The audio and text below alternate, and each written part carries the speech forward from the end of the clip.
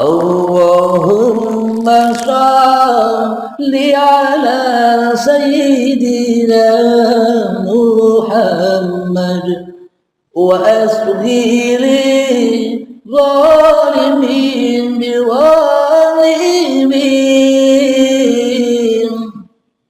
wa akhrijna min bainihim salimin wa ala alihi wa sahbihi ajma'in.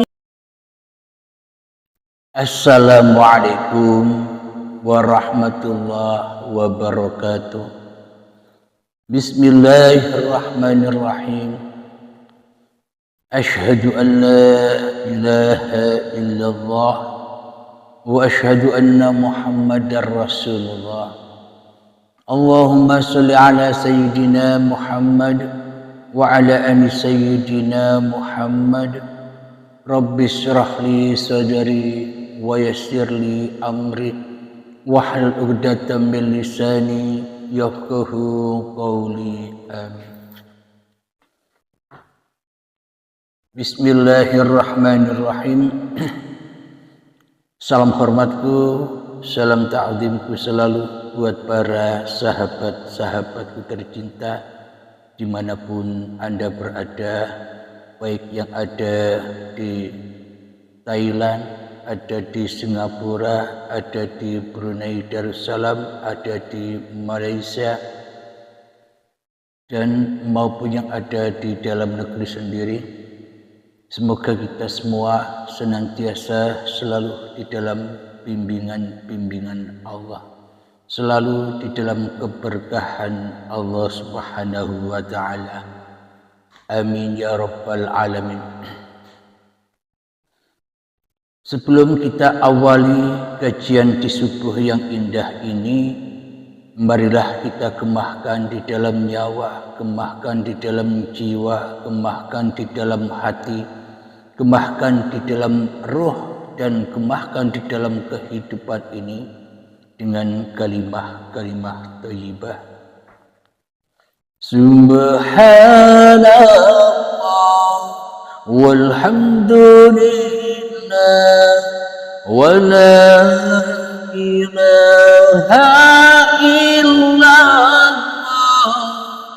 wallahu akbar wa la hawla wa la quwwata illa billahil aliyyil azim. Sadaqallahul azim. Kali ini kajian kita dengan tema judul Aku adalah musuh Allah. Aku adalah musuh Allah. Aku adalah musuh Allah. Menurut logika kita, menurut umat manusia, seluruh manusia apapun agamanya, siapapun orangnya, apapun golongannya dan apapun alirannya, di dalam hatinya muhal, tak mungkin manusia bisa bermusuh-musuhan dengan Tuhannya. Muhal manusia akan melawan Tuhannya. Muhal bagi manusia untuk menghadapi penciptanya. Sama halnya menghadapi kue yang kita buat. Seumpama kue itu sudah jadi, awalnya kue itu sebelum saya buat, sebelum saya cipta, belum ada kuenya. Setelah kita buat, kita proses pembuatan kue itu, maka terciptalah, maka jadilah kue itu. Lalu apakah mungkin kue itu bisa melawan diriku yang membuat kue? Apakah kue itu bisa menjadikan saya sebagai pembuat kue, sebagai musuh-musuhnya? Menurut logikanya kan begitu. Tidak mungkin manusia bisa memusuhi Tuhannya. Tuhan yang menciptakan dirinya. Akan tetapi anehnya di dalam Al-Quran itu ada ayatnya, ada dalilnya. Kenapa saya angkat? Aku adalah musuh Allah. Karena di dalam Al-Quran ada hamba-hamba, ada manusia-manusia yang memusuhi Tuhannya ada. Tapi menurut logika manusia tidak mungkin ada manusia yang memusuhi Tuhannya seperti Fir'aun dulu. Fir'aun dulu untuk memusuhi Tuhannya, untuk membunuh Tuhannya, sehingga membuat menara yang tinggi agar Fir'aun bisa memanah Tuhannya, agar bisa memanah Allahnya, agar bisa memanah Sang Pencipta, agar bisa memanah Tuhannya Nabi Musa. Tapi itu semua sama dengan diri kita ternyata selama ini. Karena cerita-cerita yang ada di ayat-ayat suci itulah yang sesungguhnya cerita diri kita sendiri. Karena kita tidak menyadarinya, sehingga kita menyangka-nyangka bahwa yang diceritakan di dalam Al-Quran itu hanya sebatas cerita dan dongeng-dongeng masa lalu saja. Akan tetapi Al-Quran itu mengandung kisah masa lalu, mengandung kisah yang sekarang, dan mengandung kisah yang akan datang bagi orang-orang yang dikehendaki Tuhannya, bagi para rasul-rasulnya Allah, bagi orang-orang yang sudah memutuskan kerasulannya dengan iblis dan setan yang merupakan hawa nafsunya. Karena selama ini manusia dirasuli, diutus, disuruh-suruh oleh hawa nafsunya saja. Bagi orang-orang yang sudah lepas dari kerasulan hawa nafsu manusianya, hijrah terbaiat menuju kerasulan Tuhannya, maka tersingkaplah yang dikatakan manusia itu sebagai dongeng-dongeng masa lalu, dongeng masa sekarang, dan dongeng yang akan datang. Itu akan terungkap dengan nyatanya bila manusia mau hijrah kepada Tuhannya. Jadi aku adalah musuh Tuhan itu, judul ini seolah-olah menghayal. Mosok manusia bisa memusuhi Tuhan, mosok manusia bisa perang dengan Tuhannya? Tidak mungkinlah. Itulah kata hawa nafsu kita. Tidak mungkin katanya, tapi Allah bilang mungkin. Allah bilang benar adanya. Masih ada, masih banyak orang-orang yang memusuhi Tuhannya sebagai tandingan-tandingan dirinya. Karena diri kita selama ini seolah-olah merasa paling ada, seolah-olah kita merasa paling wujud, seolah-olah kita merasa paling hidup daripada adanya, daripada hidupnya, daripada kuasanya Tuhan itu sendiri. Sehingga Tuhannya gaib.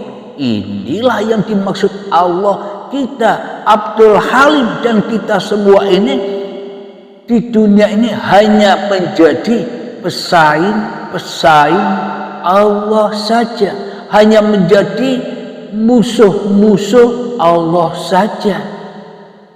Duduk kita saingi, duduknya Allah kita saingi, yakni kita musuhi, kita rampas sebagai duduknya diri manusia kita. Berdirinya Allah di dalam tubuh-tubuh yang diciptakan ini dimusuhi oleh hawa nafsu, dimusuhi oleh iblis dan setan, dimusuhi oleh diri kita sendiri, sehingga terampaslah berdiri ini diaku-akui sebagai berdirinya makhluk, berdirinya Abdul Halim, berdirinya diri kita, seolah-olah Allah itu tidak bisa duduk, seolah-olah Allah itu tidak bisa berdiri sebagai pencipta makhluk ini, dan seolah-olah hanya kitalah yang bisa melakukan apa saja. Seolah-olah hanya kitalah yang berkuasa atas apa-apa, atas siapa-siapa, sehingga Allah laisa kamislihi syai'un, sehingga Allah tidak serupa dengan apa-apa, sehingga Allah tidak serupa dengan siapa-siapa. Lalu sampai kapan kita bisa menyaksikan, sampai kapan kita bisa bertemu, berjumpa dengan Tuhan yang menciptakan diri kita, bila semuanya serba kita yang berkuasa, serba kita yang wujud, serba kita yang hidup, serba kita yang berkuasa atas diri kita dan atas seluruh manusia.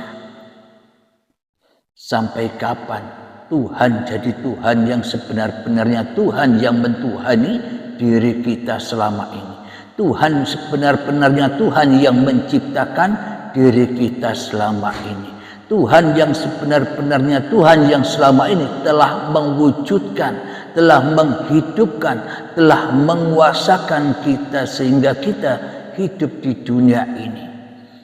Alangkah hebatnya kita selama ini telah merampas kekuasaan Tuhan di dalam hati kita. Alangkah hebatnya kita selama ini telah merampas kehidupan Tuhan sebagai hidup manusianya selama ini. Alangkah hebatnya kita selama ini telah merampas kewujudan, kekuasaan Tuhan menjadi kewujudan dan kekuasaan Tuhan, menjadi kewujudan dan kekuasaan diri kita sendiri selama ini. Inilah yang saya maksud, manusia hanyalah memusuh-musuhi Tuhannya saja. Manusia hanyalah menyaingi kekuasaan Tuhan saja.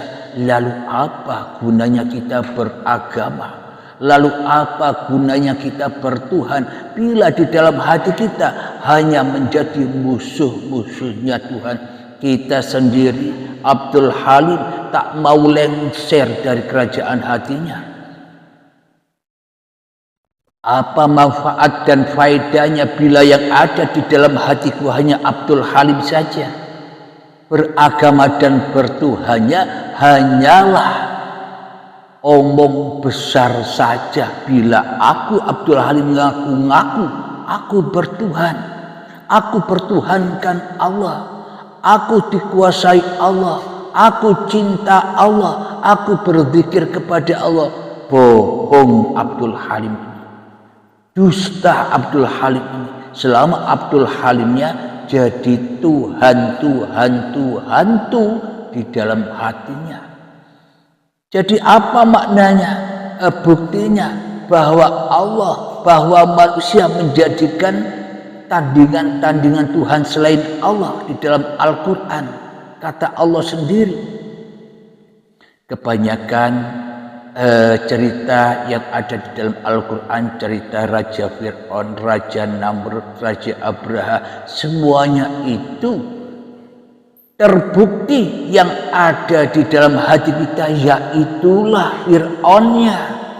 Abdul Halim inilah Fir'aun, Abdul Halim inilah Abraham, Abdul Halim inilah Namrud, Raja Namrud, yang mana di dalam hatiku aku lebih berkuasa daripada Tuhan. Semua itu hanya kiasan, sanepan, simbol-simbolnya hati manusia yang diceritakan di dalam Al-Quran itu. Mari kita simak bersama. Bagi sahabat yang di rumah, silakan dibuka Al-Qur'annya. Kebetulan ayatnya ada di surat Al-Baqarah ayat yang ke-165. Maaf ya.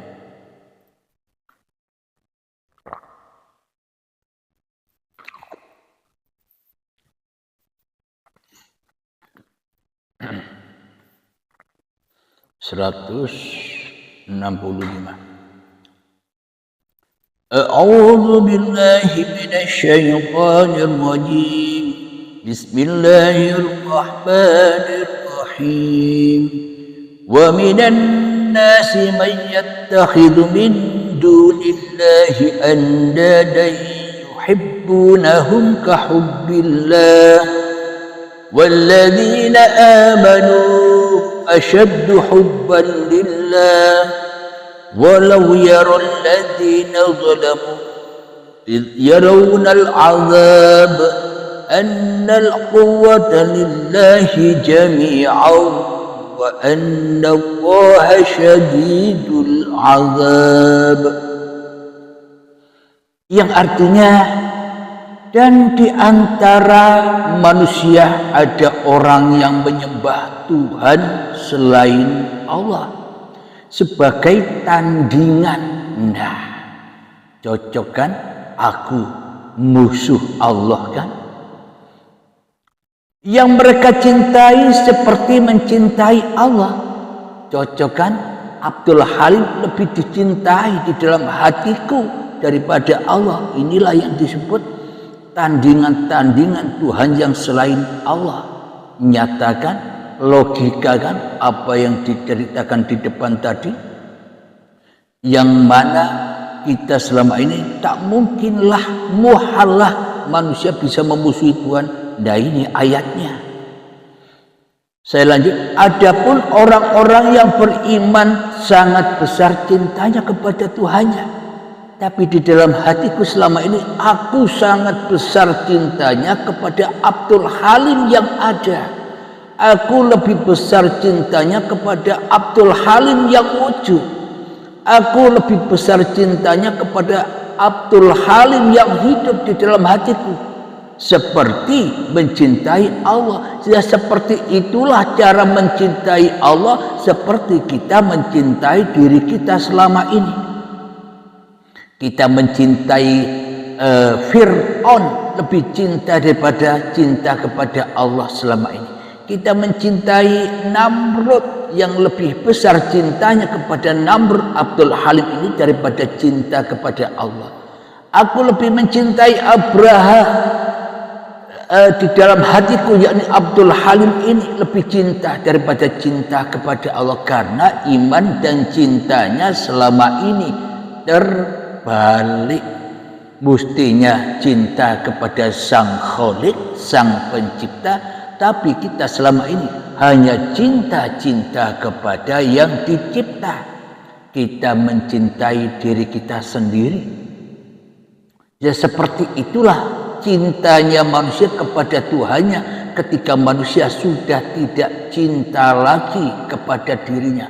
Ketika manusianya sudah terbaiat hatinya, sudah melepaskan hidup dan badannya hanya milik Allah, maka cintanya hanya kepada Allah daripada cinta kepada manusianya sendiri, karena manusianya sudah tidak ada lagi. Adapun orang yang beriman itu sangat besar cintanya kepada Allah. Jadi tanpa lewat berguru langsung kepada orang-orang yang dikehendaki Allah, tanpa berbaiat langsung untuk melepaskan pengakuan-pengakuan ini, maka tak akan pernah bisa kita mencintai Allah sebelum mati dulu. Jadi syaratnya cinta kepada Allah itu ya harus mati dulu. Mati apanya? Bukan mati badannya, mati pengakuan-pengakuan hak milik yang selama ini menjadi musuh-musuhnya Allah, kekuasaan yang menjadi musuh dari kekuasaan Allah. Saya lanjutkan. Sekiranya orang-orang yang berbuat zalim itu melihat, ketika mereka melihat azab pada hari kiamat, bahwa kekuatan itu semuanya hanya milik Allah, dan bahwa Allah sangat berat azabnya, niscaya mereka menyesal. Shadaqallahul adzim. Selama ini ketika saya Abdul Halim jadi Fir'aun, Abdul Halim jadi Namrud, Abdul Halim jadi Abraha, tentunya di dalam hati Abdul Halim ini mentiadakan Tuhan, mentiadakan Allah, memusuhi Allah, membunuh Allah untuk menjadikan Tuhan bahwa yang ada di dalam hatiku hanyalah Abdul Halimnya daripada Tuhan. Inilah yang dimaksud musuh-musuhnya Allah itu. Maka ketika Abdul Halim berkuasa atas diri Abdul Halimnya, maka ya disiksalah Abdul Halimnya. Kebesaran Abdul Halim ini disiksa, diazab oleh Allah dengan apa? Dengan apa-apa yang dicinta-cintai oleh Abdul Halimnya di dalam hatinya. Itulah azab-azab yang pedih yang menimpa Fir'aun ini, yang menimpa Namrud ini, yang menimpa Abraha ini. Ya ketika Abdul Halimnya yang merasa lebih ada, lebih wujud, lebih hidup di dalam hatinya, maka ya disiksa terus, disiksa dengan uangnya, disiksa dengan hartanya, disiksa dengan kekayaannya, disiksa dengan pangkatnya, disiksa dengan jabatannya, disiksa dengan ibadah-ibadahnya, disiksa dengan sholat-sholatnya, karena yang dilakukan selama ini sholatnya hanya fawailul lil musallin, celaka bagi orang yang sholat, alladzina hum an sholatim sahun, orang yang lalai di dalam sholatnya. Maknanya lalai di dalam sholatnya, di dalam hati yang masih memusuh-musuhi Tuhannya, di dalam hati yang masih mentuhankan dirinya daripada Tuhan yang menghidupkan dirinya di dalam hatinya. Itulah siksaan-siksaan yang pedih. Kita disiksa dengan anak, disiksa dengan istri, disiksa dengan suami, bahkan yang lebih besar sendiri penyiksaannya, kita disiksa-siksa dengan hawa nafsu kita sendiri. Karena hawa nafsu itulah puncaknya dosa. Karena keberadaan diri kita lah di dalam hati kita, itulah puncak-puncaknya dosa-dosa besar yang tak pernah diampuni ketika kita belum berserah diri. Bukan belum Islam, belum berserah diri. Agama di sisi Allah itu bukan Islam, tapi agama di sisi Allah itu berserah diri.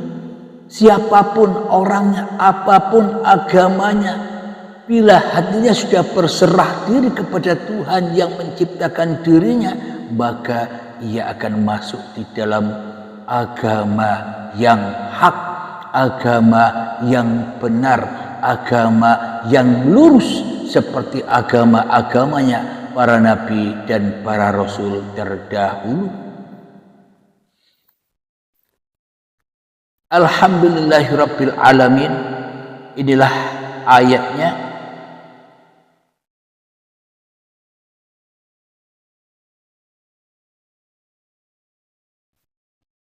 Bahwa aku adalah musuh Tuhan. Ternyata ayatnya ada ketika manusianya masih lebih wujud daripada wujudnya Tuhan di dalam hatinya, yaitulah musuh-musuh Tuhan. Sia-sialah agama-agama yang dipeluknya, karena agama-agama yang dipeluknya hanyalah menyesat-nyesatkan hati kita saja dari Tuhannya, karena ketidakpasrahan kita kepada Allah. Pasrah apa?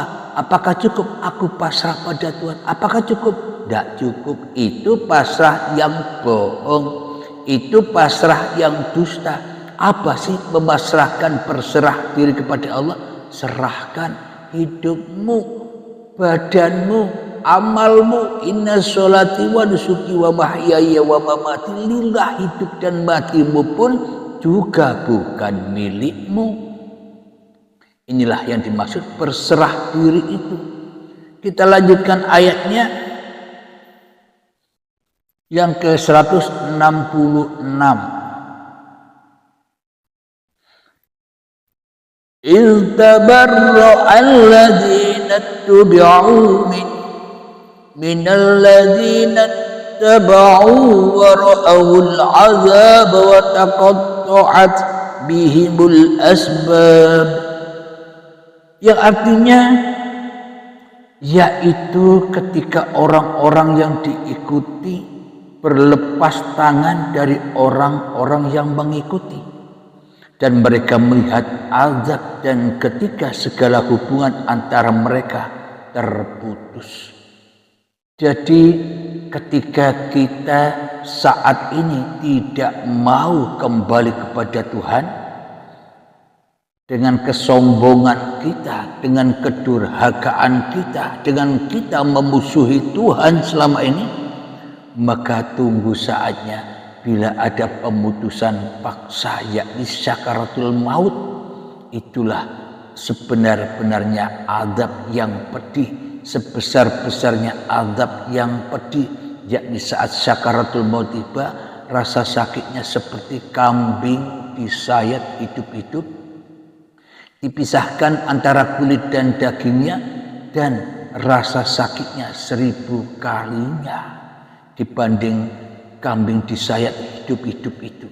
Saat pelepasan dengan paksa, apa yang kita miliki, kerajaan-kerajaan yang selama ini kita rajai, ilmu kita rajai, amal kita rajai, harta kita rajai, pangkat kita rajai, jabatan kita rajai, anak kita rajai, istri kita rajai, suami kita rajai, dan sebagainya. Bahkan hidup dan badan ini kita rajai sebagai milik kita. Ketika datang saatnya syakaratul maut, ketika datangnya baiatul akbar, karena di dalam dunia tidak pernah baiat, tidak pernah datang kepada Tuhannya, maka itulah azab yang pedih bagi manusia-manusia yang memusuhi Tuhannya. Alhamdulillahirabbil alamin.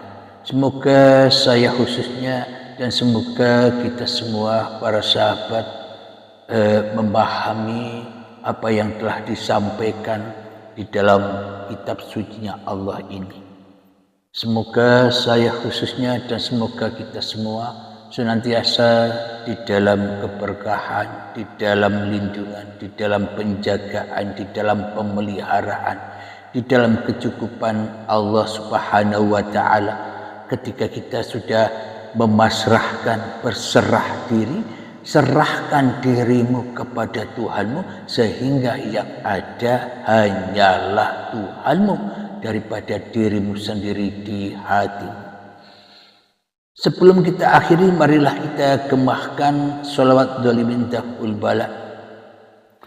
Allahumma salli ala sayyidina Muhammad wa azghiri zalimin